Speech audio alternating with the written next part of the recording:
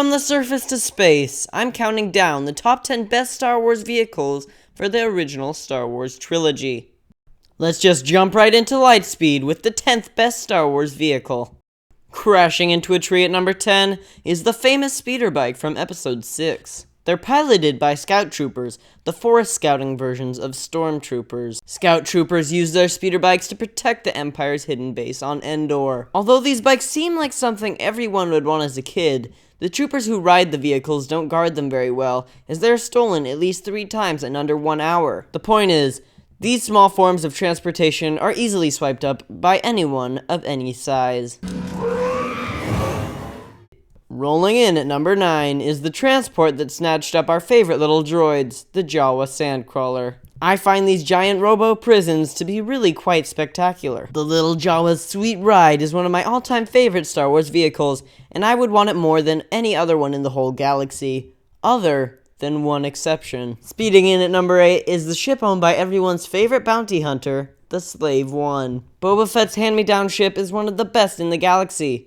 Boba Fett had been flying this beauty ever since he was just a kid, while it was still painted blue. When Jango Fett was decapitated, Boba inherited the lean green fighting machine, which again, at the time, was a lean blue fighting shoe.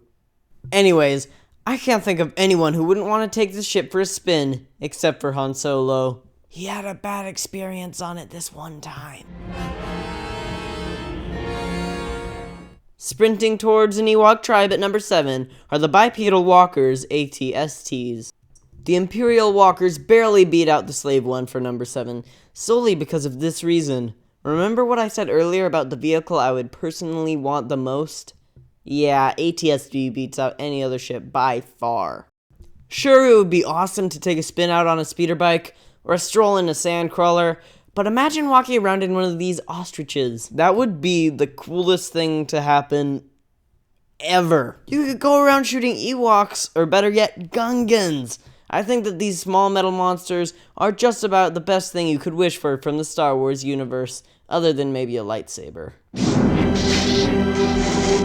Zooming over us in looming awe, coming in at 6th, is the Emperor's personal escort, the Imperial Shuttle. If people think the Emperor is freaky, take a look at what he rides. That is just about the coolest looking ship in the whole galaxy. I personally love the look of this ship, and I can't think of anyone who would say that this ship sucks. Another great feature about the appearance is that it looks evil. Maybe you've heard of the shape to personality idea. Circle equals funny, square equals hero, and triangle equals evil. You can see at least 4 triangles in this ship. How much more evil can you get? Anyways, I just love the Imperial Shuttle, and I think even though it doesn't make much of an appearance, it still deserves to get 7th place. Hovering over planets and coming our way, in the number 5th spot, are the famous Star Destroyers and Super Star Destroyer. I decided to include Vader's personal Star Destroyer in with the generic brand of Doombringers, considering we don't need 2 types of destroyers on the list.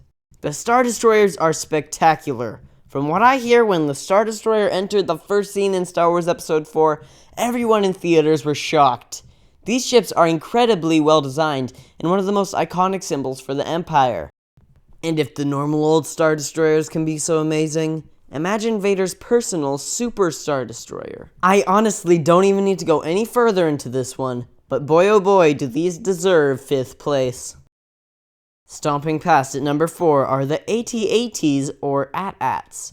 These gigantic quadrupeds are also very iconic to the Star Wars saga, especially to Episode 5. The AT-ATs did to Episode 5 what the Star Destroyers did to Episode 4. The AT-ATs are just about the most evil-looking thing in the whole film, other than maybe the Executor. I don't think any Episode 5 movie poster would be complete without the AT-AT somewhere on the front. Flying in at 3rd place is the Imperial line of starfighters, the TIE Fighters. Now we are really getting down to how iconic the certain spaceship is, and the TIE Fighter is definitely up there. These are the one-man fighters that attempt to stop the rebellion from blowing up the Death Star. Obviously they fail at their mission, but hey, you can't blame the fighters for the engineers' mistakes. Anyways, let's just make this one brief. TIE Fighters, everybody. Crashing in at number 2 are the X-Wing fighters. Again, very iconic. Luke flies his personal X-Wing that helped him destroy the Death Star everywhere he goes. No one can say they haven't heard of an X-Wing from Star Wars. It is the finest of the collection of letter wings, aka Y-Wings, B-Wings, A-Wings, and X-Wings. Anyways, the torpedo-shooting machines are some of the finest in the galaxy and deserve second place.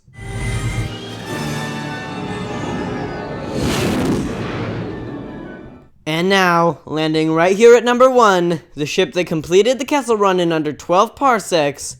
Oh, come on, we all saw this coming. It's the Millennium Falcon. How could any other ship in the whole galaxy be better than this piece of junk? The Corellian freighter, originally known as YT-1300 492727ZED, was given to Han Solo, the ship's famed captain. Han Solo was given the ship after he beat Lando Calrissian in a game of Sabacc, where Lando had offered any ship in his lot. After Han Solo beat Lando, Han took Lando's most prized possession, the Millennium Falcon. From there, the Falcon went all over the galaxy, eventually to pick up Luke Skywalker, which started the best story ever to be told. The Millennium Falcon is obviously the most famous and spectacular ship in the whole galaxy. No more needs to be said about this beautiful hunk of junk. It is definitely the #1 best ship in the whole Star Wars universe. That wraps up my list of the top 10 best Star Wars vehicles for the original trilogy. If you agree with my list or disagree, put it in the comments below and make your own list. Subscribe to Star Geek for weekly Star Wars content. Until we meet again in a galaxy far, far away, this has been Star Geek.